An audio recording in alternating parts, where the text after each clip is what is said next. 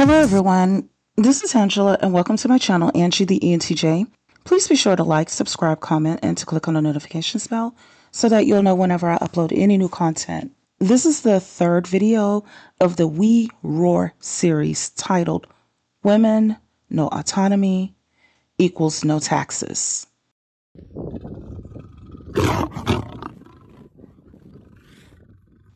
Okay, so in this video and in this stance, this is where we feel like if we're going to be forced into Jane Crow, then we are going to refuse to pay for our own oppression. The We Roar series on this channel is where we take an offensive stance or go onto the offense, in other words, as it pertains to our viewpoints, because we know that we are right. We have researched the data, and we also have corresponding empirical evidence to prove our stances.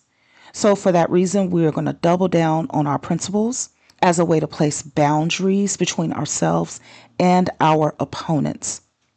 In part one of the series, I pointed out that all underdeveloped males, no matter their ages, are resource sexuals. Now, it's normal for an 18, 19, 20-year-old young man to behave that way because he's new to adulting. He's learning. However, we have old, antique, dusty parasites who are in their 40s, 50s, and even older, who use women to leech resources and as a way to keep from growing up.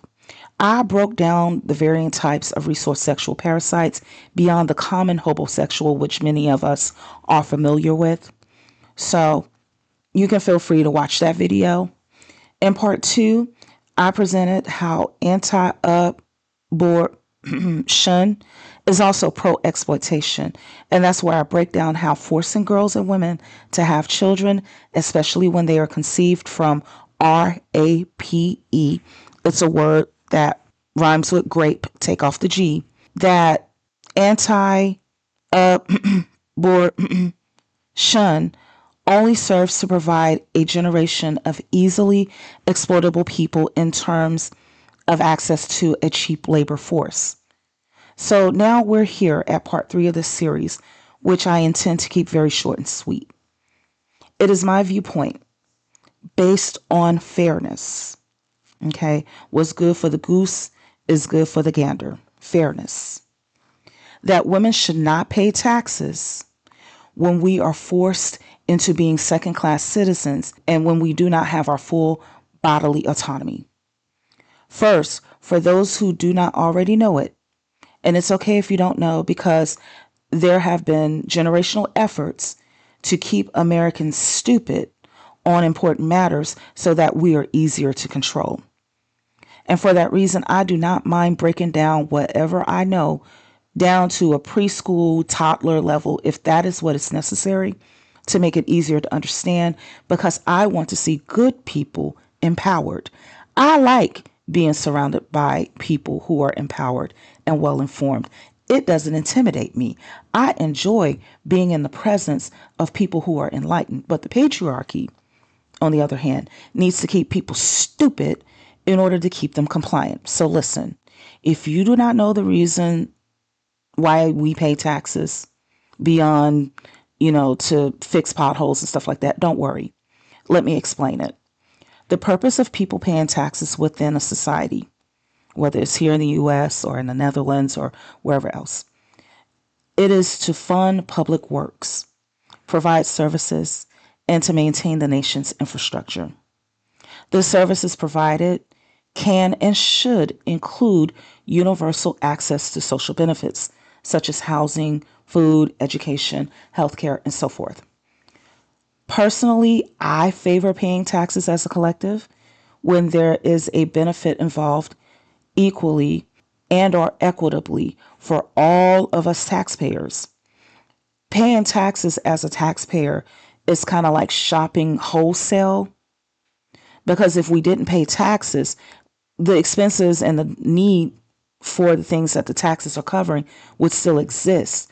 But instead of paying it in a wholesale fashion, we'd be paying it retail, which is way more expensive.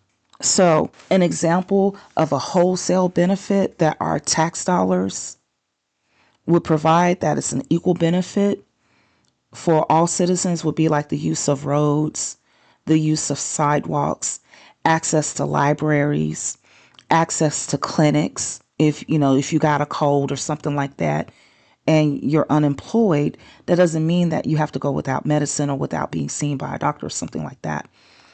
Access to shelter, these kinds of things. So those are equal benefits. Now, what an equitable benefit, what that means is called equitable because there are some things that are kind of like unique for individuals. Not everyone is a woman.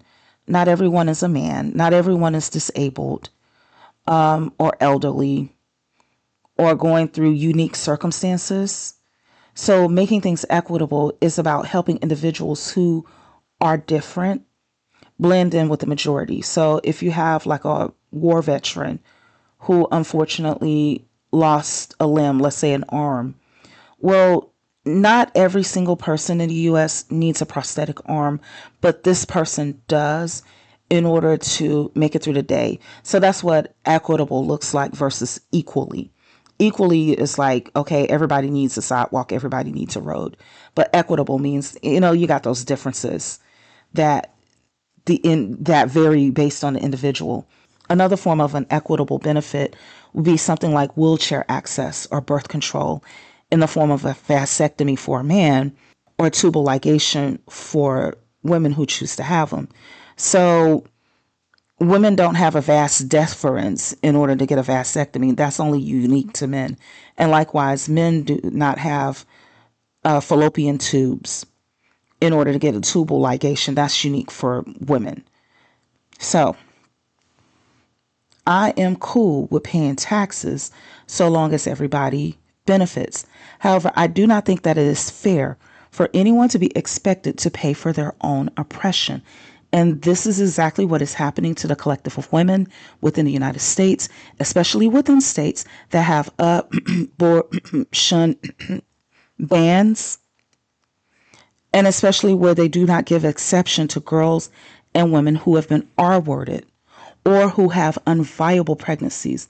And for those that don't know, an unviable pregnancy means that while in utero, the fetus has a heartbeat, but the minute that they're born, if they were to be carried to full term, within minutes, hours, or maybe even a few days, they would no longer be alive. So because they have something like some fetuses are developing without a brain and they can't function like that. So usually when this kind of stuff is happening, the doctor talks to the couple and let them make the decision on whether or not to carry on the pregnancy. And more often than not, unviable pregnancies are ended. Okay. But in states with abortion bans, they will force the woman to carry that baby because they hope that some miracle is going to happen where a baby that is developing without a brain or a brainstem is magically going to live outside of the womb. And it doesn't happen, unfortunately. But by contrast, if a man who cannot afford it wants to go and have a vasectomy or even get some Viagra, all he has to do is go make an appointment, see the doctor, and he walks out with his Viagra, or maybe he's limping after his vasectomy, depending on the circumstances. And the reason why he's able to walk in and not pay is because tax dollars are making it affordable for him. Tax dollars that are paid equally by men and women alike. However, by contrast, women, on the other hand, are finding it more difficult to access birth control.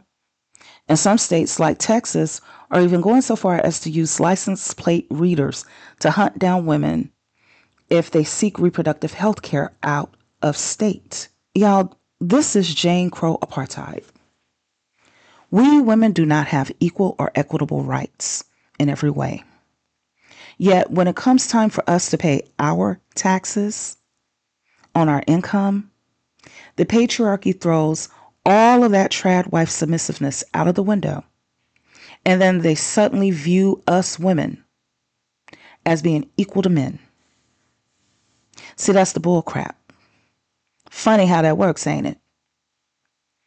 We're supposed to be docile and submissive and let the man lead. But when it comes time to pay our income taxes, baby, we're all equal. The same can also be said about the application of the law in terms of penalties and punishment.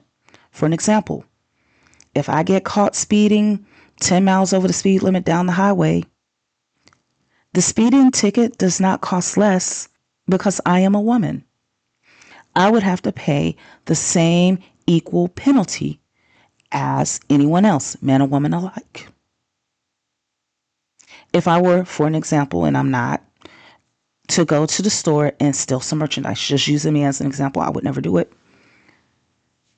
The judge in the case is not going to look in between my legs, see what's there before determining what my punishment or penalty should be. The judge is going to issue a judgment in accordance to the law.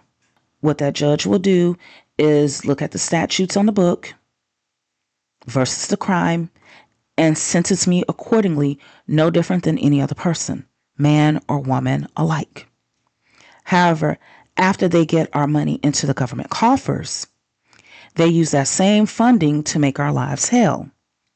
Texas, those license plate readers that you're using to track women, women's tax dollars went into the pool to pay for them. So this is why I am saying that women should not have to pay taxes. Let the patriarchy, so-called dominant alpha males and their pick-me sidekicks who want to be trad wives figure it out while using their own resources. What I feel that women can do instead is to form our own infrastructure in terms of insurance, annuities, banks, and so forth. Think about it. If women stop paying income taxes, that would place the patriarchy into a dilemma. You see, we women are very powerful, and that's why the patriarchy seeks to control us so badly. We're already performing over $250,000 a year worth of unpaid domestic labor. Okay. Then top it off, most American women actually go and work a job. So in addition to the $250,000 per year per woman of unpaid care work that we are performing, that benefits the government, that benefits the businesses, benefits the economy, benefits the society, and so many other aspects of American life. On top of that, we are paying income taxes in which our cold hard cash is being used to buy things like, license plate readers, to help fill potholes, and to help buy more books to go into the library, all kinds of stuff, right? So if the women stop paying taxes and especially stop doing domestic work, unpaid domestic work, it will force the patriarchy into a dilemma. So let's mentally walk through that hypothetical path, this dilemma that it would place the patriarchy in for a second. Because see, what the patriarchy does, they love to intimidate those of us who buck up against them. However, bear in mind, I am an abuse survivor, and the patriarchy is nothing more than a bunch of cowards. So hypothetically, if all of the women in the U.S. refused to pay income taxes, and the patriarchy responded by locking us all up because of it, then it means that they would not receive any income taxes because all the women would be incarcerated. Then on top of that, they would have the burden of feeding, clothing, providing health care, etc. to the women. Now let's even go a step further and pretend that after they realize that they're not going to do any better, now that we're incarcerated, and they would want to extract the labor by force from these incarcerated women, well, then the women could refuse to work. So they're not getting any income taxes and they're not getting any free labor or cheap labor. But let's say they went even a step further. And if they did the ultimate wrong thing in an effort to force women to conform and pay our taxes and pay for our own oppression through their hands. And while doing so, they caused physical harm or even unalivement to the women who they've incarcerated due to their refusal to work. And the reason why the women were incarcerated was due to their refusal of paying income taxes in a Jane Crow system. Well, the end result would still be no income taxes. So that's why I had to walk us through that process. I'm not telling you to get hurt or anything, but I'm just making the argument as to why we should not be paying taxes as women when we do not have full bodily autonomy in the society. We should not benefit a society that snatches our rights. So I feel strongly that so long as women are living in Jane Crow, where license plate readers are being used to track our movements by the government for reclaiming our bodily autonomy, then women should not pay taxes. No income taxes, no sales taxes, no real estate taxes, or any other fees expected by the government that strips us of our rights. And the laws should be applied unequally to us. As far as penalties, we should have less. Matter of fact, our penalties should be erased because the society is not benefiting us. And since the dusty males and their pygmies want patriarchy so bad, then let them pay for it out of their own pockets. So on that note, I said that I would keep this video brief, and that's all I have to say for now. Please be sure to like, subscribe, comment, and to click on the notifications bell so you'll know whenever I upload any new content. Take care until next time.